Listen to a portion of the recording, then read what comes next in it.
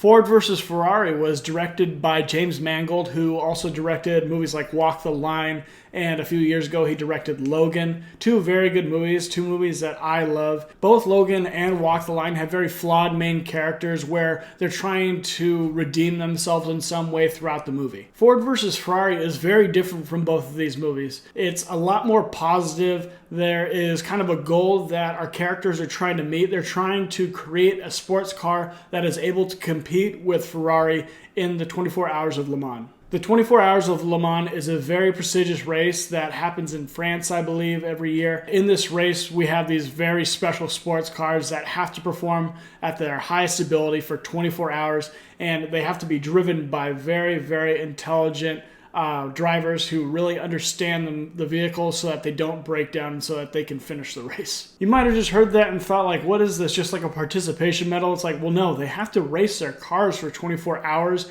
and they have to drive very, very fast. So there are a ton of parts in the car that are just wearing down. The engines just get shot after they've been run for so long. They overheat. Then you also have just this wear and tear on the brakes. There are a lot of factors. They just explained it really well in this movie just for the layman, and I thought that James Mangold did a great job of explaining all those technical aspects that a normal audience might not understand. And they don't dwell on it for too long. They don't just like focus on something that would be boring to most people who aren't really into cars. They present it in a very entertaining way where you're just in it. You're rooting for the people who are building this car so that they can compete with Ferrari. It's very immersive. And I'm not a huge car guy, but there's just something about going out to like a car show or seeing a really nice car on the road. You just kind of get this warm feeling inside of seeing how amazing this piece of machinery is that people built and engineered. It's just really special. You also get a really interesting background where this company, Ford, this American company that revolutionized the manufacturing business,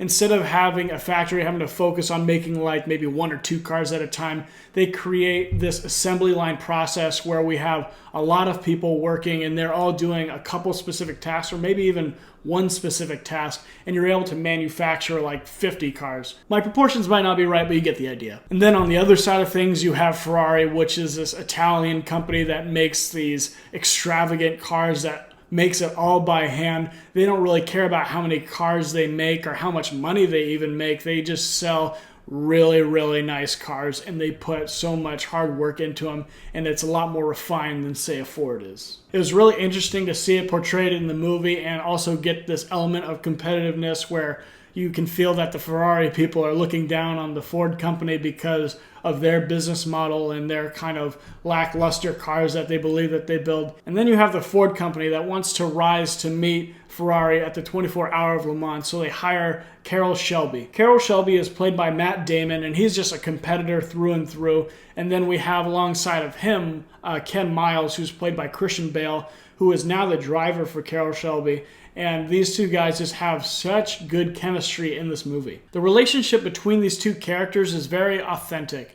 You see them fight all throughout the manufacturing process of this Ford GT car. And you also see how there has to be give and take in their relationship as Carroll Shelby kind of has to deal with the bureaucratic side of the Ford company. And then Miles is just this very stubborn guy who's super good at what he does, but he just has these character flaws that make him not so easy to work with. But in the end, this movie in general is just an exhilarating thrill ride of competition. There's not a boring moment in this movie from start to finish. This movie, I didn't even know it until after I watched it. It was 2.5 hours long. I thought it was like 2 hours at max, like maybe 2:05 or 2:10 just because these movies usually go that long. This movie was 2.5 hours long. That's really long. And this movie doesn't lack those slower sentimental moments between characters. It has a lot of those, whether it's between Ken Miles and his son, his wife, or with Carroll Shelby. There are a lot of good emotional moments where you're learning about how these characters need to grow. And this movie doesn't just fall into the cliche of making Ferrari the bad guy and Ford the good guy. There's give and take between both of them. Ford is definitely not portrayed in just a bright light the whole movie. There's a lot of bureaucracy in the fact that this is a huge company that just has too many employees working there doing meaningless jobs or having a little bit too much control where they just lose sight of the fun of car making and building a race car. Ford versus Ferrari was a blast to see. I'm going to recommend it to everyone that I come in contact with. I'm going to watch it again and again. Ford versus Ferrari is a masterpiece. You know, some dudes might have the coin, but they'll never have the quan. It means love, respect, community, and the dollars too, the entire package, though. Quan.